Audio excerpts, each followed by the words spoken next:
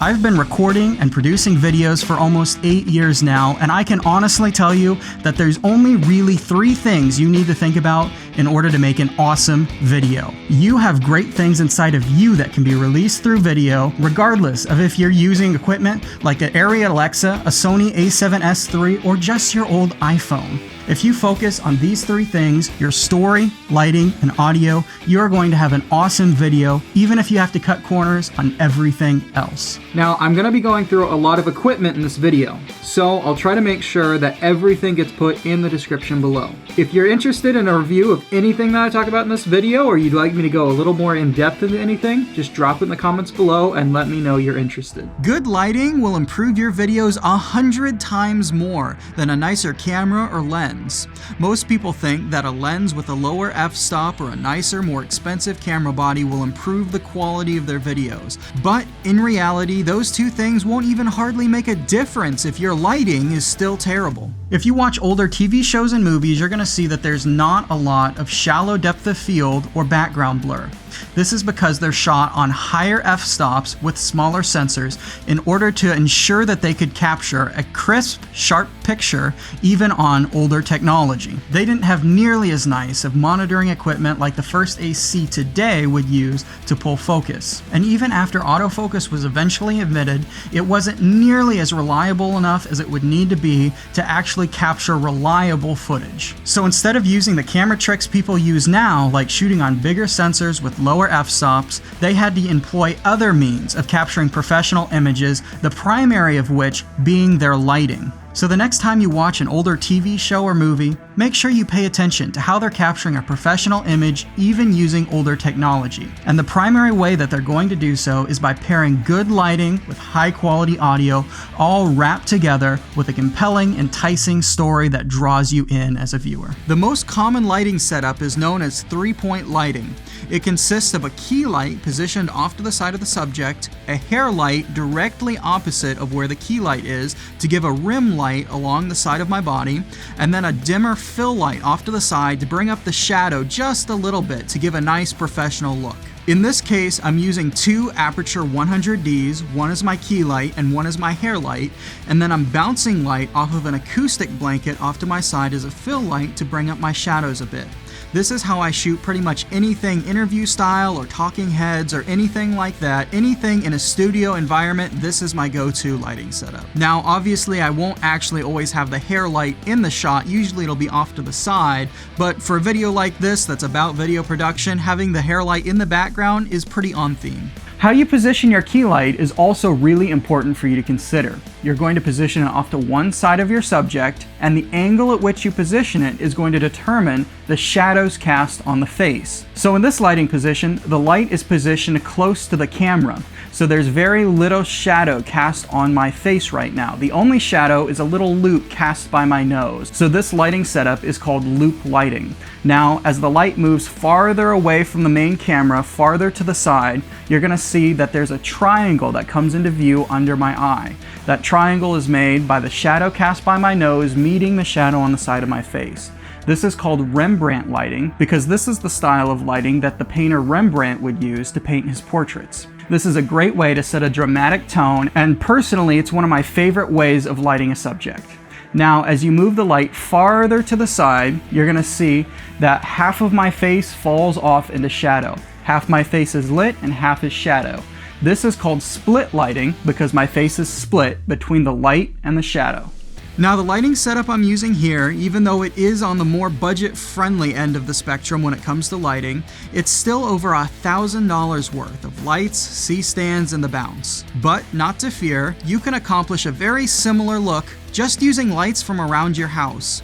When I first started out, I just used desk lamps to light my scenes with bulbs from Walmart. It's not going to give you all the flexibility that nice production lights like these are going to, but it'll absolutely give you a professional result until you're able to upgrade to nicer equipment. Now when it comes to outdoor natural lighting, the biggest thing you want to think about is the position of the sun. Generally, you're going to want the sun positioned behind your subject like it is now. If you position the subject so that they're looking into the sun, then you're going to start getting weird shadows under their eyes, and it's not going to be flattering to the face. You want to position the sun behind them so that they're comfortable looking at you, and so that the sun gives them a nice rim light like you see here and in these clips here. Now the best time to do video is first thing in the morning or late in the evening when the sun is lowest in the sky so that you can position it behind the subject. This is called the golden hour, from about 20 minutes to an hour before the sun goes down or after it comes up.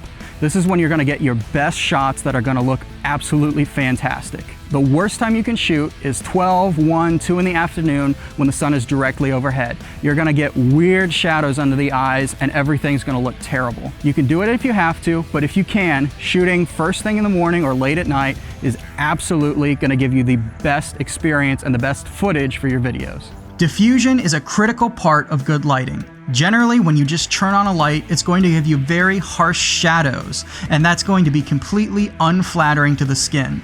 It's also usually going to cast nasty shadows on the background, which is rarely ever what you want. Sometimes it can be appropriate depending on the look you're going for, but most of the time you are going to want to soften up that light. So to fix these problems, you're going to want to use diffusion. Now with these Aperture 100Ds, they have a mount on the front called a Bowen's mount that you can attach things like a Fresnel or a softbox, like this Light Dome SE for example. This is going to dramatically soften up your light, which will give a fantastic look to your videos. But the more diffusion you add and the more you soften up your image, the less light that's going to be able to get through all of that diffusion. That's going to give you a dimmer image, which is why lights like these are absolutely fantastic, because their light output is insane, which lets them still have great output even going through tons of diffusion. In this clip you can see that at 100% brightness, the light is completely overwhelming.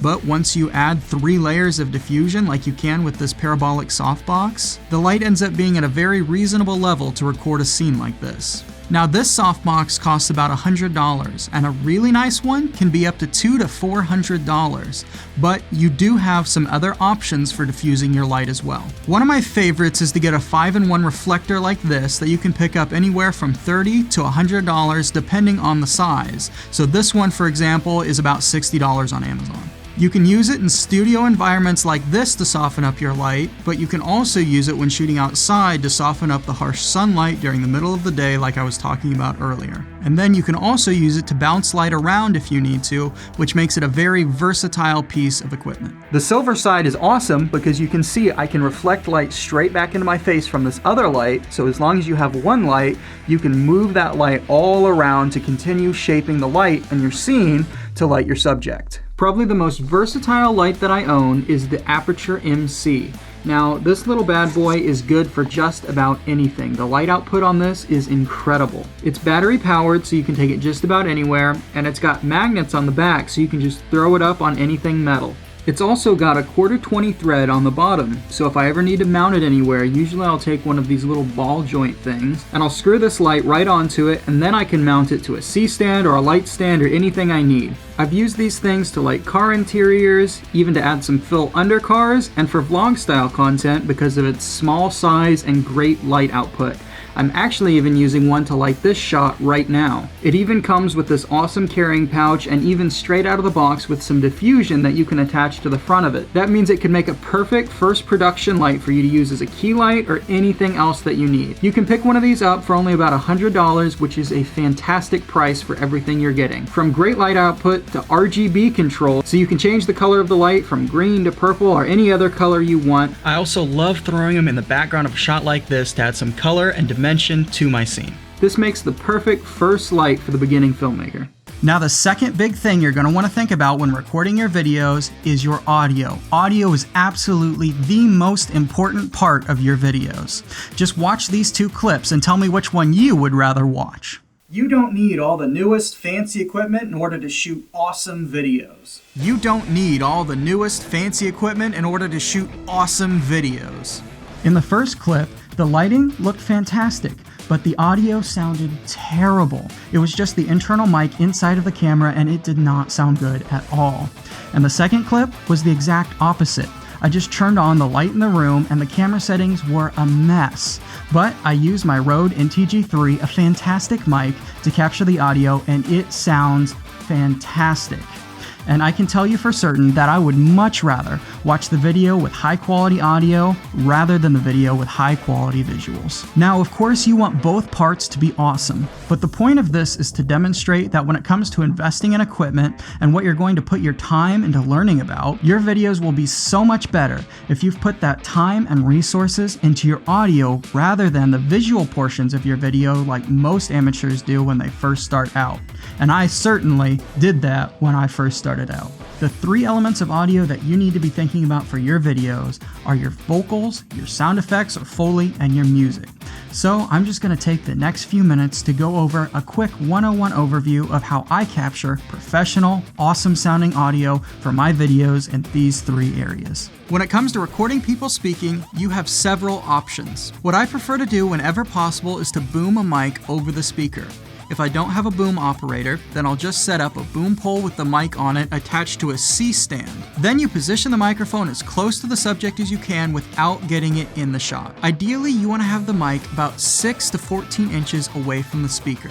And you don't actually want to aim the mic at the person's mouth. You want to aim it just in front of their mouth. This is because words don't actually form in your mouth. They form a few inches in front of your face, so that's where you want to have the mic pointed to. This is a Rode NTG3, my shotgun mic of choice. It's about an $800 mic, and once you factor in the boom pole, the mount, the C-stand, and everything else, setting up a mic like this is going to cost over $1,000. And that's not even to mention the recorder or the cables. It's absolutely worth the money, but if you're running on a smaller budget, there are plenty of other options. For example, you can run the same setup using a cheaper mic like the Rode VideoMic Pro or even the Video Micro. When I was first starting out, I would even just have somebody hold a phone over the shot like you would use with a boom pole. I just have somebody hold an iPhone up to capture the audio. So as far as the equipment I actually use to mount the boom pole over the subject, I use a C-stand like this. This is a Neewer C-stand. I've used a couple other brands, but this one's definitely been my favorite. It's about $150 on Amazon, so it is a little pricey, but if you're mounting an $800 mic, you want to use good equipment. So a C-stand like this is generally going to come with an extension arm on it,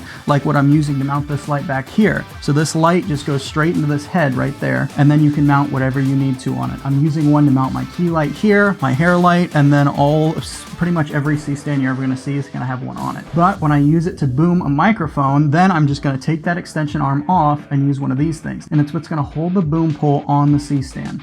So you're just going to attach it really easily onto the head here and lock it in place. And then you're going to use your boom pole and you're just going to slide it right in there.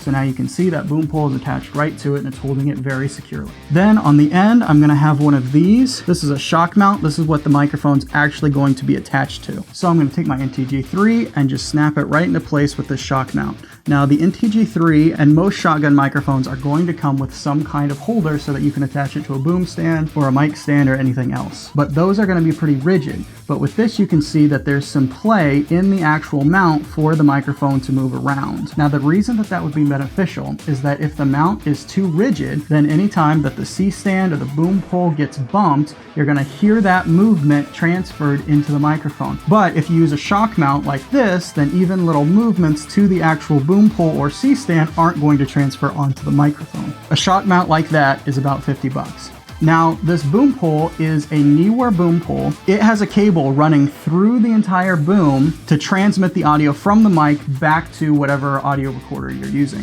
So you have an XLR cable right here that you're just going to plug straight into the mic, and then that's going to transmit the signal from the microphone all the way out through the back. So you can extend this boom pole however far you need to in order to capture the audio, and it's just going to extend the audio back through the boom pole and out the back. That way you don't have to mess with an XLR cable running along the boom pole out to the mic. It's all just built internally into the boom pole, which is awesome. Boom pole like this is about $80. Now on the back of the boom pole, there is another XLR port. This is the receiving end of the XLR port, so I can just plug my XLR cable straight into it. So now the signal is running from the microphone all the way through the boom pole, through this cable, and I can plug the cable straight into my Zoom H6. Once you have the equipment all set up, it should sound like this, not like the onboard microphone on the camera, Which sounds like this. but it's not always practical to boom a mic over the speaker. So the next best thing that you can do is attach a lavalier mic to them to pick up their audio. My favorite lav mic right now is the Rode wireless filmmaker system. It comes with a transmitter that you can attach to the speaker and a receiver that you can either plug straight into your camera or into a recorder like the Zoom H6 using an XLR to Q20 adapter. So using a system like this, you're recording the audio wirelessly, so you don't actually have to be right up next to the person while you're recording them. You can put the mic on them and then go off and do other things and come back and still be able to get their audio recorded without having to get a mic physically close to them, because they'll be carrying the mic the whole day. It's perfect for weddings and that kind of stuff where you just throw it on the groom or throw it on the pastor, and then you don't have to worry about the audio for the rest of the day. Now this Rode Link costs about $400, but they do have a cheaper version called the Rode Wireless Go that's about half as expensive. It's about $200, and the audio quality is still great. It's just not quite as nice of a build. And if you want something even more budget friendly than that, they make plenty of lav microphones that you can plug straight into your phone to record the audio to your phone. As far as attaching a lav mic to a subject, there are a few different methods that you can use. So if they're just wearing a shirt like this, you can run the wire up through the shirt and attach it to the collar of the shirt. Similarly, if they're wearing a jacket, you can run it up through the jacket and then clip it onto the side of the jacket. But in both of these instances, the mic will be visible. If you don't want the mic to be visible, then you can hide it by taping it to the inside of their shirt using gaffer's tape, or by taping it directly to their skin under the shirt using medical tape. And if your subject's a woman, then right in the middle of the bra can be a great place to attach the mic and then run the wire around the bra strap and down the back.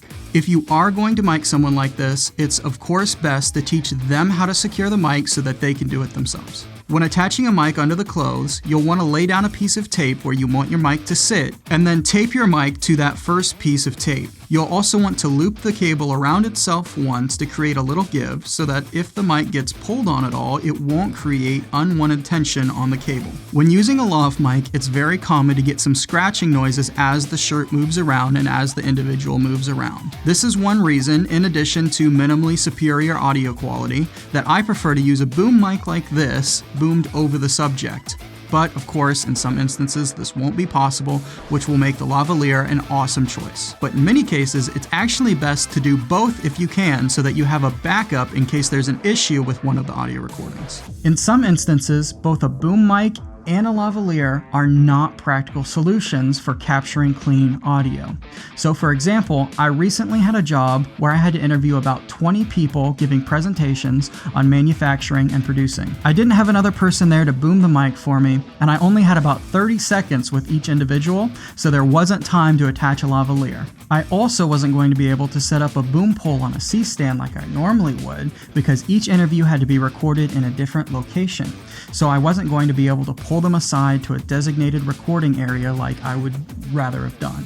So in a situation like this, I'm just going to use my Rode VideoMic Pro ported directly into the camera, and I'm going to shoot at a wider focal length, like 24mm, so that I can be up close and personal with them to get the mic as close as possible to the person I'm interviewing. If you're zoomed in farther and have to stand farther away, which is normally how I would shoot an interview to get more depth of field, somewhere in the 70 to 85mm range, you're going to be too far away from the subject in order to capture clean, professional sounding audio when the mic is attached to the camera. Now for actually recording the audio coming from your mic, you also have a few options. Generally, I like to record audio separately and then sync it to the video footage later in post while I'm editing. So my field recorder of choice is the Zoom H6, which I talk more about in this video here.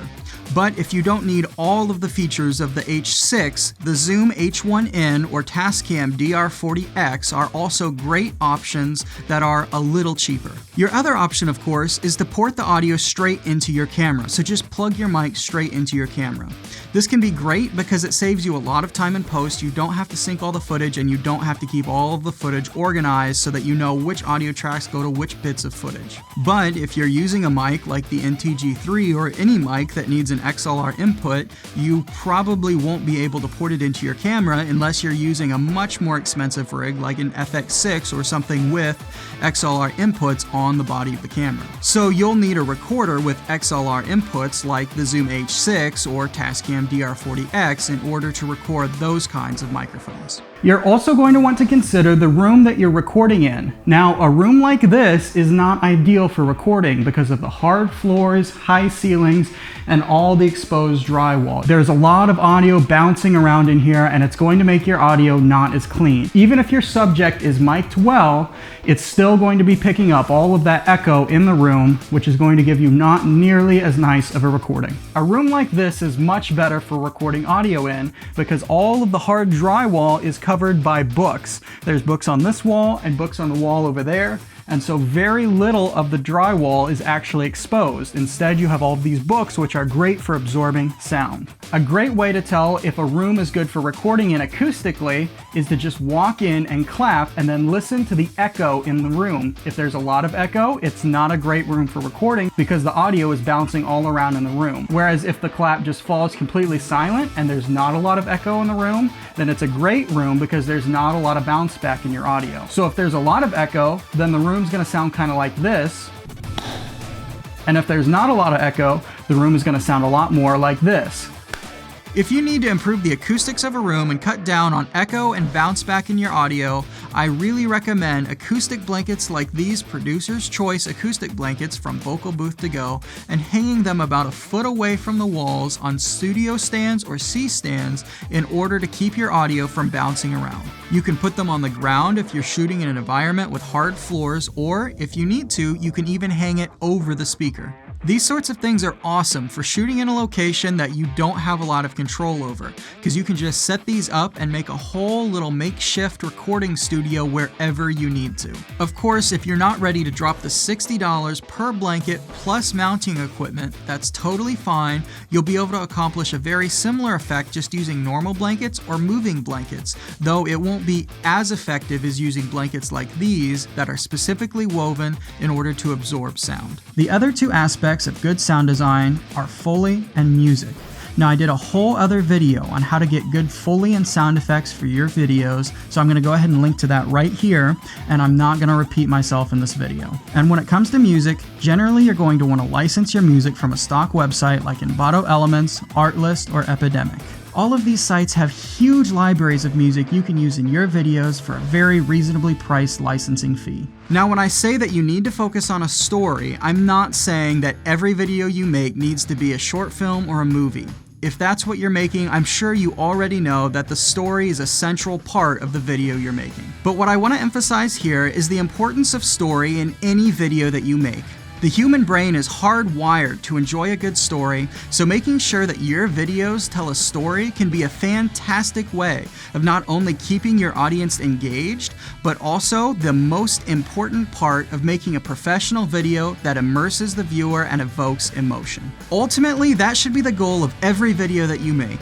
And implementing basic story structure is an essential part of achieving it. Every story has a beginning, middle, and end. In simplest form, every video should have that. So if you're cutting a video, you don't want to just smash a bunch of random clips together to some music. You want to use those clips to tell a story. And story involves progression and change. It's not just a montage of your favorite clips. So if you recorded some footage of people cutting down a tree, for example, you'll want to start with them getting their equipment ready, and then them going up in the tree, cutting the limbs off, grinding the limbs up, taking the trunk out, and then grinding the stump up, all in order. You want to make sure you have a shot towards the beginning of the video of the tree before it's cut down, and then you'll have your montage of shots of the tree being cut down sequentially, and then at the end, you'll have a shot of them picking up their equipment, and then the empty space where the tree was, where it's now been removed. That way you have a beginning, a middle, and an end. If you just cut the footage together with no rhyme or reason, it's just your favorite shots that you just kind of put together in a sequence, chances are people aren't really going to enjoy watching your video. But if you cut them sequentially so that you're telling the whole story of the tree being cut down from beginning to end, chances are people are going to enjoy watching the video more. This is because they're able to immerse themselves in the video, being carried from one shot to the next through the whole story. Once you have a beginning, a middle, and an end, it may be helpful to start thinking about how 3-act story structure could help improve your videos. Traditionally, screenplays for feature films are broken into 3 acts. The first act is where you're introduced to the subject or main character and the conflict of the story begins. It's your opportunity to hook the audience and get them excited to watch the rest of your movie. Action movies usually start off with a big fight scene. Romance movies usually show how completely opposite the 2 main characters' lives are, and mysteries with a big crime scene. In this first act is also where you want to start making your audience care about your story and give them a reason to keep watching. It accounts for the first 25% of the film, from the opening scene to the first major plot point where the main character takes on the responsibility of engaging the conflict of the story. In Star Wars, it's when Luke comes home to find his family has been killed by the Empire and he resolves to join the Resistance. About halfway through the first act is the inciting incident, which is where the main character and the audience is initially introduced to the conflict of the story. Again, in Star Wars, this is when Luke finds a hidden message from Princess Leia asking for help fighting the Empire. The second act is the middle of the movie. It's often the hardest to write because it's so long, and it doesn't have the excitement from the hook of the first act or the climactic finale of the third. It accounts for 50% of the film, from the first major plot point to the second. Directly in the middle of the film is the midpoint, when the stakes are escalated to a new level either by a detrimental defeat, a monumental victory, or a startling revelation. In Jurassic Park, this is when the T-Rex escapes from its cage and the characters are put in immediate danger. The first half of the second act is usually spent building up to the midpoint, and the second half of the second act is usually spent recovering from the events of the midpoint and building up to the second major plot point and the climax of the film. In movies, there's also usually a low point in the second half of the second act. This is often referred to as the page 80 crash, when everything goes wrong for the hero and they come their closest to quitting or giving up when all hope is lost. In romance movies, this is when the couple get in a fight and almost break up. In action movies, it's when it looks like the bad guys are going to win. The second major plot point is when the hero figures out how they're going to overcome the conflict. In Avatar, it's when Jake rallies the neighboring tribes to fight the humans who want to destroy their planet. It's what propels the story from the second act, usually following up the page 80 crash, into the climactic third act, when the hero will finally confront and overcome the opposition. The couple profess their love or get married, the good guy defeats the bad guy, or the mystery is solved by the renowned detective. After the climax comes the falling action, when the story is ended by observing the new life and status of the hero. You might not always end up using all of these elements of story structure in your videos. For example, a lot of the videos that I do are 30 to 45 second videos for social media, and there just isn't time to get through 2 plot points, a midpoint, page 80 crash, all and a climax in just 30 to 45 seconds. But nonetheless, I'm implementing as many of these as possible while staying true to the basic structure of story, which is a beginning, a middle, and an end to all the videos that I do. Now, the absolute most important part of every video you're ever going to make is the theme. What is the theme of the video? What is the video about? What is the point of the video you're making? Now, the theme of this video, the point of the video you're watching right now, is my heart to equip you with everything you need to know to record professional videos and edit professional looking videos. Videos that not only look the part, but engage the audience and evoke emotion. So just like this video has a theme, every video that you make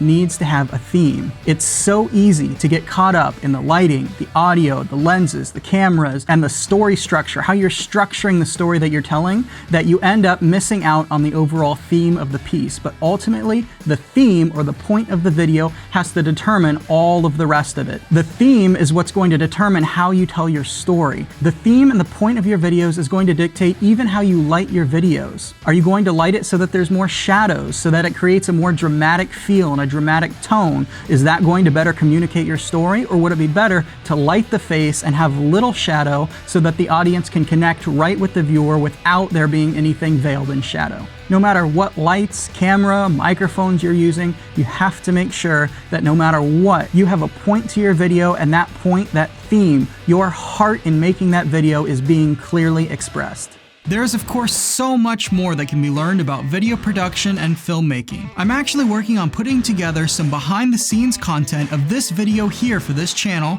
so that you can see how I implement these 3 foundational principles to make professional looking videos. These 3 things, story, audio, and lighting, are the foundation of every great film or video.